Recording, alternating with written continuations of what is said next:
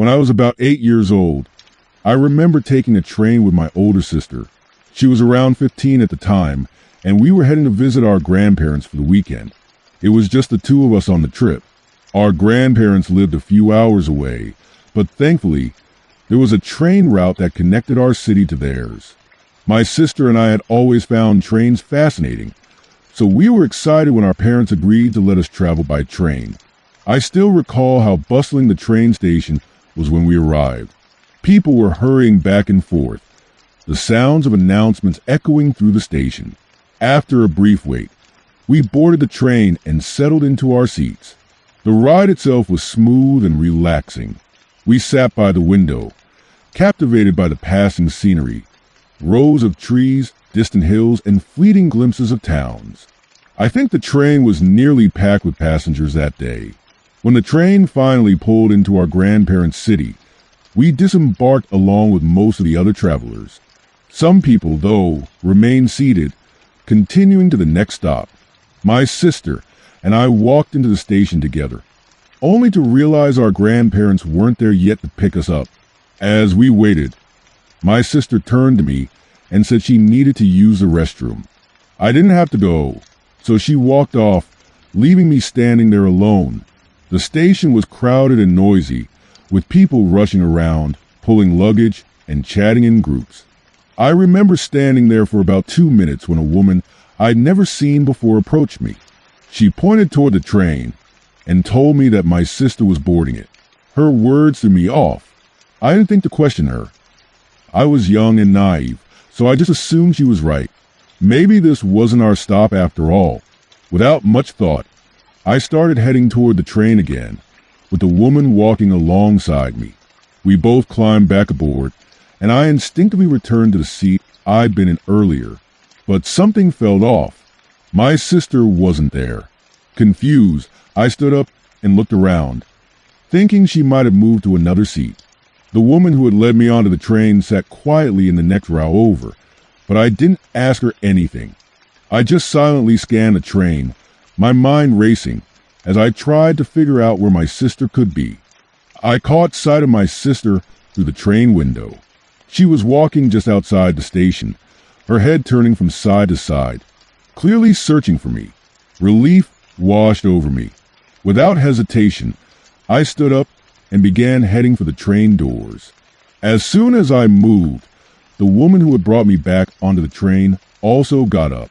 Her voice cut through the moment as she asked where I was going. I turned and told her bluntly, "My sister isn't on the train." Then, without waiting for her response, I walked away. To my surprise, she didn't argue, didn't call after me, and didn't follow. She simply remained where she was. I stepped off the train and hurried toward my sister, my mind swirling with confusion. As soon as I reached her, she stared at me, her face a mix of disbelief and frustration. "What were you doing back on the train?" she demanded. I quickly explained everything.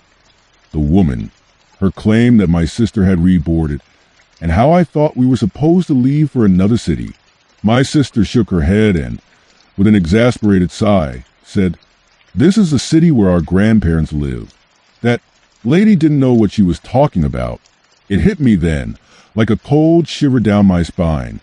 I'd almost been taken somewhere I wasn't supposed to go. Who was that woman? Why had she lied? The realization that I might have narrowly escaped something terrible sank in, leaving me unsettled. We didn't have much time to dwell on it, though. The train departed shortly after, and not long after that, our grandparents arrived to pick us up. I remember feeling so relieved to be with them, safe and sound. Years later, I still think about that day. I live in a bustling city now, and taking the subway to and from work has become part of my everyday life. Most of the time, the routine is uneventful, and the people I encounter are harmless, interesting, even. But occasionally, I come across someone who gives me pause. I remember one night in particular. It was late, and I was riding the subway home after work. The train wasn't crowded, though there were a handful of other passengers scattered throughout the car. Across from me, a man sat quietly. Something about him stood out immediately. He was dressed entirely in black Black sweatshirt, black pants, black shoes, and he even wore black gloves. But what struck me most was his face, or rather, the fact that I couldn't see it. He wore a ski mask that completely concealed his features, along with oversized sunglasses that made it impossible to tell what he looked like underneath. At a glance, he appeared to have a slightly muscular build, but I didn't pay him much attention. After all, strange people show up on the subway from time to time, and I was more focused on my phone. I scrolled aimlessly through apps, half aware of my surroundings. The train rumbled on, station after station, until it was finally time for my stop. I must have been more distracted than usual because I didn't notice how quickly we'd arrived. I was so absorbed in whatever I was doing that I didn't even glance up when the train came to a stop. I assumed it wasn't mine, but then a flicker of doubt crept in, and I quickly lifted my head. That's when I realized this was my stop. Panic set in as I shot up from my seat and rushed toward the doors, knowing they could close at any second. Luckily, I managed to slip out just in time. As I hurried through the doorway, something caught my attention. The man in the ski mask was standing up too, almost in sync with me. It felt odd, suspicious, even, but I didn't dwell on it. I was more focused on leaving the train before it moved on. Once I stepped into the station, I didn't stop. I continued walking through the corridor and made my way toward the stairs that led to the exit. A few other people were scattered around, but the place wasn't exactly bustling. As I climbed the stairs and emerged onto the city streets, I immediately noticed how empty they were. There were only a handful of pedestrians, and the atmosphere felt eerily quiet. It didn't take long for me to sense something else. Someone was following me. I glanced behind me, and sure enough, the masked man had exited the station and was now walking a short distance behind me. My heartbeat quickened. Was he actually following me? Why would he be? I didn't know, but it sure felt like he was. Trying to stay calm, I kept moving forward, sticking to my usual route. I hoped maybe he'd go another way, but as I turned the corner onto a familiar street, he turned as well. My anxiety spiked. At that moment, I knew I couldn't just keep walking and hope for the best. I needed to think fast.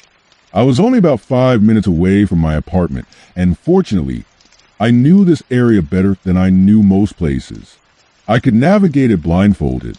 The street I turned onto stretched out ahead of me, a long, straight path with barely anyone in sight. I could feel the man's presence behind me, still about 40 feet away, just far enough not to be too close but undeniably following. Suddenly, I spotted a small deli up ahead. The lights were still on, and I knew from past visits that there was a hidden back door inside, one that not everyone was aware of. Without hesitation, I made my way into the deli, trying to act natural. I didn't linger near the entrance. Instead, I moved quickly toward the back, winding through the narrow aisles. Just as I rounded a corner, I glanced over my shoulder and saw the man entering the shop. My stomach dropped. Staying out of his line of sight, I darted toward the hidden door at the back. My heart was pounding as I pushed through it and found myself in a dim alleyway. Without stopping, I bolted. I sprinted down the alley, my footsteps echoing against the concrete walls until I burst out onto the next street.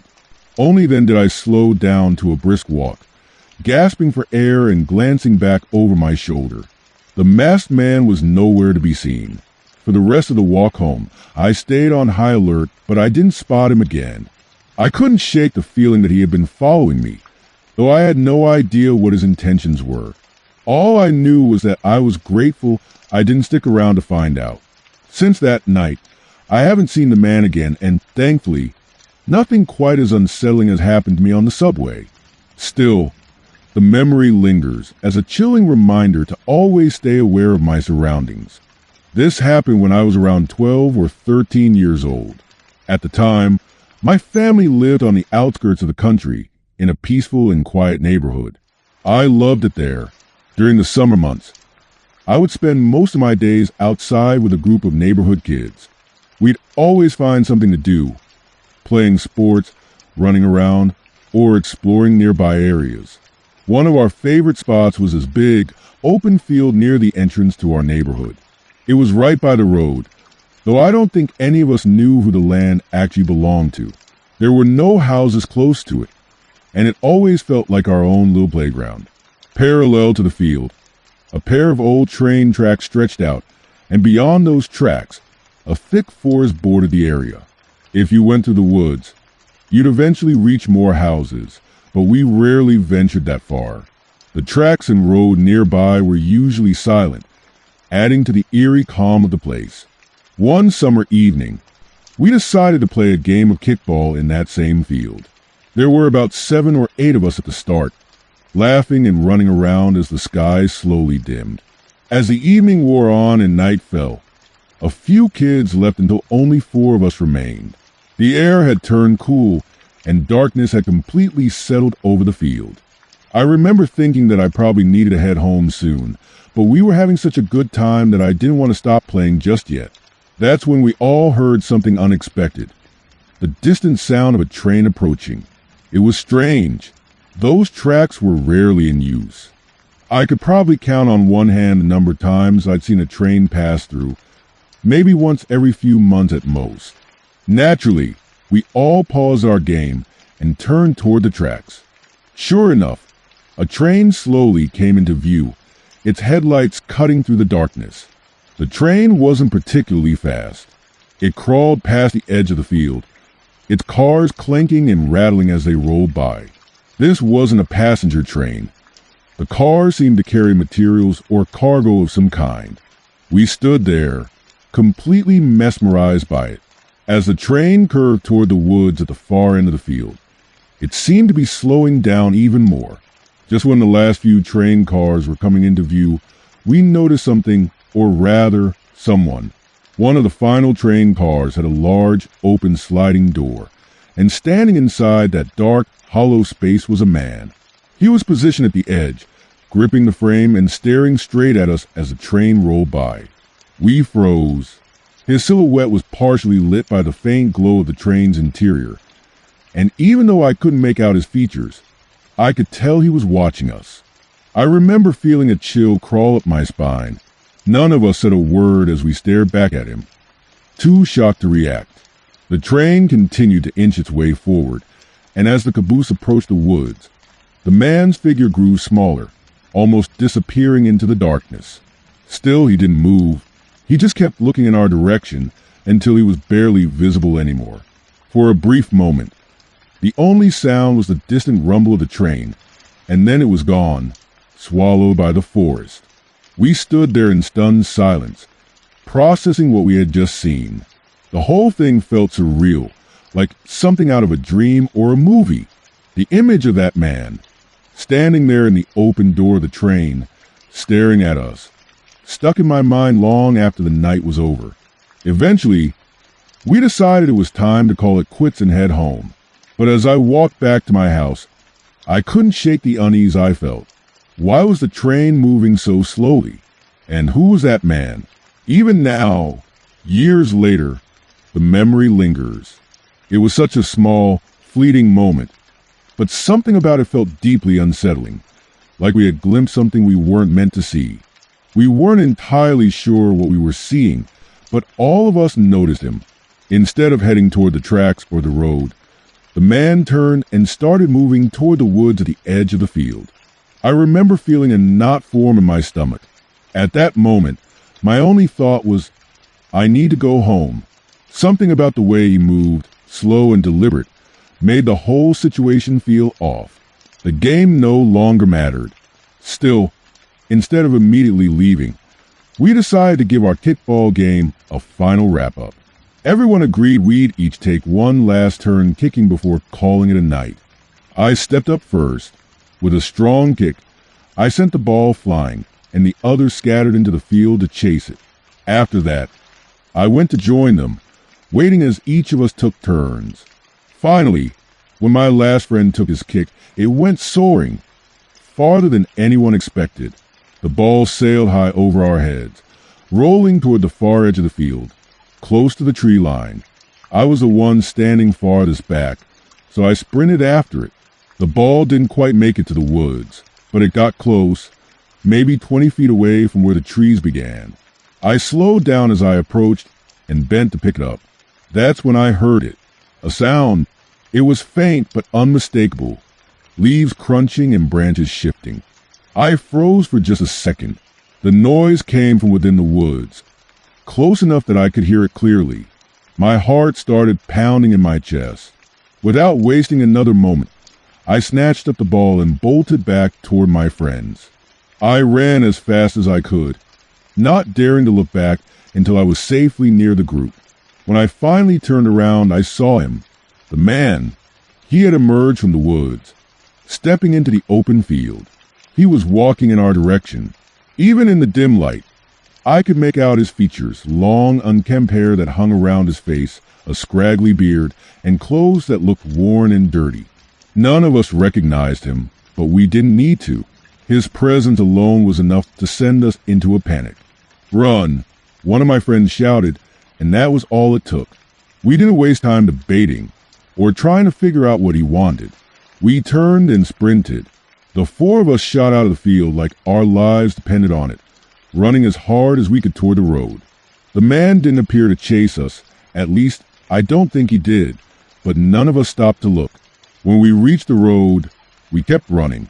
We scattered as soon as we hit our neighborhood, each of us darting toward our own houses, barely saying a word to one another. I didn't stop until I was inside, with the door locked behind me. Later that night, I sat in my room, trying to make sense of it all. Why had that man been on the train in the first place? Why did he jump off and disappear into the woods? And, most of all, why had he come out of those trees and walked toward us? I still don't have the answers. From that day forward, I refused to stay out after dark. Even now, I think back to that night, and it still gives me chills. I clearly remember how the man struck up a conversation with me as soon as he sat down. He came across as friendly and chatty, the kind of person who didn't mind making small talk with strangers. He started sharing stories about the city, mentioning that he both lived and worked there. I found his demeanor surprisingly easygoing, so when he asked a few questions about me, where I was from, and what I was doing in New York, I didn't think twice about answering. Our conversation wasn't constant. We spoke off and on for what I guess was about 10 or 15 minutes. Eventually, my stop came up. I smiled, said goodbye to the man, and got up to leave. Nothing about the interaction had seemed unusual at the time. Once I exited the subway and climbed the stairs up to the sidewalk, I was relieved to be just a couple of blocks away from my hotel. But as I started walking, a strange realization hit me. I couldn't feel my wallet in my pocket. My steps slowed, and a wave of panic crept over me. I patted my pocket again, hoping I was wrong, but the wallet wasn't there. I frantically checked all my other pockets, turning out each one to confirm it. Nothing. My wallet was definitely missing. My mind raced as I scanned the sidewalk, hoping I might spot it lying nearby.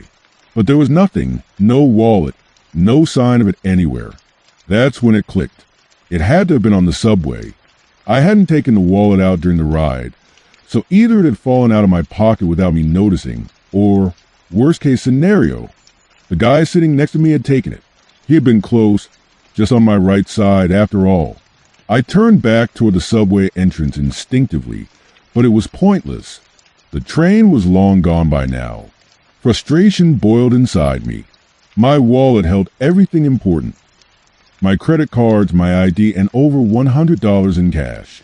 I hurried back to my hotel, feeling a mix of anger and anxiety. Once inside my room, I immediately opened my laptop.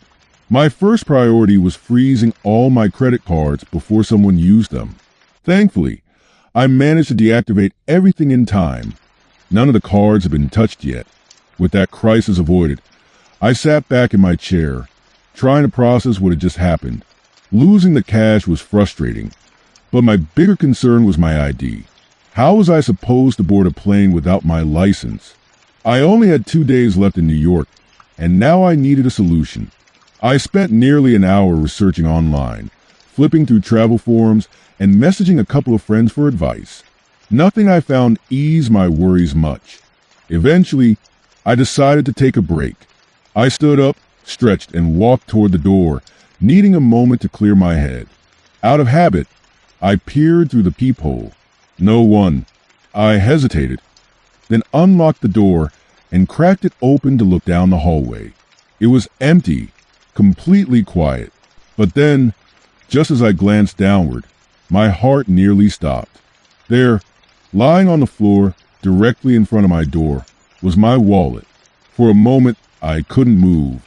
I blinked, unsure if I was imagining it. Slowly, I bent down, grabbed the wallet, and shut the door behind me. Inside my room, I opened it up, bracing myself for the worst. To my shock, everything was there. My ID, all my credit cards untouched. The only thing missing was a cash.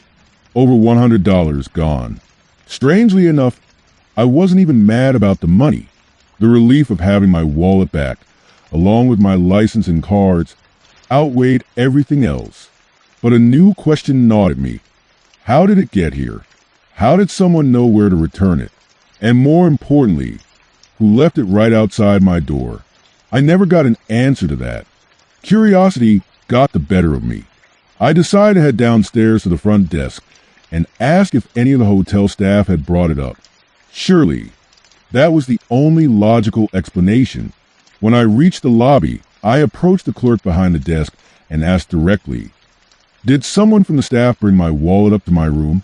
The clerk looked at me, slightly puzzled, and shook his head. "No, sir.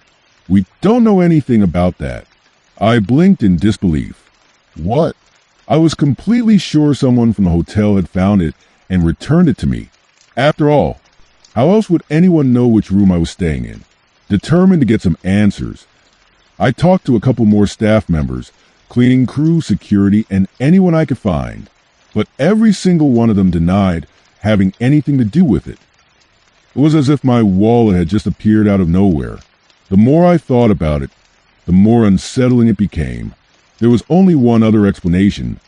The man from the subway might have followed me to the hotel and somehow figured out which room I was staying in. But how would he have known? I hadn't spoken about my hotel or even mentioned the area. It didn't make sense. Later that night, as I was sitting in my room still trying to wrap my head around the mystery, I received a notification. Someone had tried to use one of my credit cards at an ATM just around the corner. It had been declined, thankfully, because I'd frozen all my cards earlier. My gut twisted as I realized just how close I had been to losing everything. I couldn't help but think, was it him? The man from the subway? That entire experience left me wary of public transportation for a while. It brought back memories of another strange encounter I'd had on the subway years ago, back when I lived in a big city.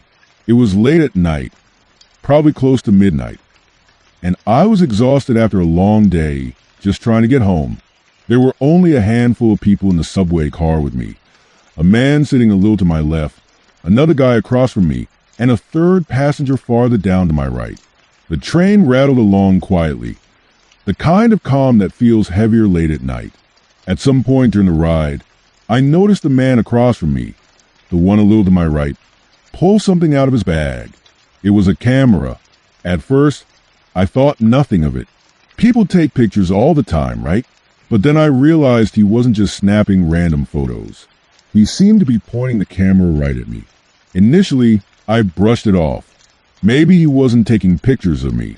Maybe he was photographing something near me, or even the guy sitting to my left. I didn't want to overthink it, but the longer it went on, the more suspicious it felt. I glanced over at him again, and sure enough, his camera was pointed directly in my direction. My heartbeat quickened. Why is this guy taking pictures of me? I didn't say anything. Confronting him felt unnecessary, and maybe even risky. So instead, I looked down at my phone and tried to distract myself. But it was hard to ignore the feeling of his lens still pointed my way. A couple more times during the ride, I dared to glance up. Each time, I caught him, camera raised, snapping another photo. It was unnerving. My skin crawled, and I felt increasingly on edge, counting down the minutes until my stop. Finally, The train pulled up to my station and I wasted no time. I stood up, hurried toward the doors, and stepped off. Relief flooded over me as the subway doors slid shut behind me. I was glad to put some distance between myself and that man. But just as I started walking away, a chill ran down my spine. I turned my head slightly and I stepped off the subway, relieved to be above ground and out of that cramped car. But as I began walking down the street, I couldn't shake this uneasy feeling. Out of instinct, I glanced back, and there he was, the man with the camera. He had gotten off the subway too. Even worse, he was still holding that camera, and I could see he was pointing it at me again, snapping another picture. At this point, my irritation started to bubble up. What is his problem? I quickened my pace, hoping to lose him, and for a moment, I thought I had. The street was busy, and it looked like he might have turned off in another direction. But when I checked again, my stomach dropped. He was still there, trailing me at a distance and continuing to take photos. After a few more minutes of walking and seeing that he hadn't disappeared, I made up my mind. I stopped abruptly, turned around, and decided to confront him. I took a step toward him, ready to demand an explanation. But before I could even open my mouth, the guy darted to the side, turned on his heel, and bolted down a different street. Within seconds, he had vanished into the crowd, completely out of sight. It was bizarre. One moment, he was stalking me with that camera, and the next he was gone. I didn't know what his deal was, but I was just glad he had disappeared. Shaking off the encounter as best as I could, I walked the remaining distance to my apartment, trying to convince myself that it was all over. Once I got inside, I locked the door behind me and finally let out a breath. An hour passed, and I'd mostly forgotten about the incident as I settled into my routine. That's when, on a whim, I walked over to my window. My apartment was on the 3rd floor, and I had a clear view of the street below, a perfect angle to take in the city lights. I often looked out just to enjoy the scene, but this time, what I saw froze me in place. There, standing on the sidewalk below, was the man with the camera. My heart skipped a beat. He was just standing there, looking up, directly at my window. Before I could process what was happening, he raised his camera again. I watched in stunned disbelief as he pointed it right at me and snapped another picture. My skin crawled. I couldn't fathom how he had managed to find me. I had walked fast, taken turns, and made sure to check behind me. How had he known where I lived? As soon as I snapped back to my senses, I jumped away from the window and yanked the shade shut, my hands shaking. I stood there for a moment, my back pressed against the wall, trying to steady my breathing.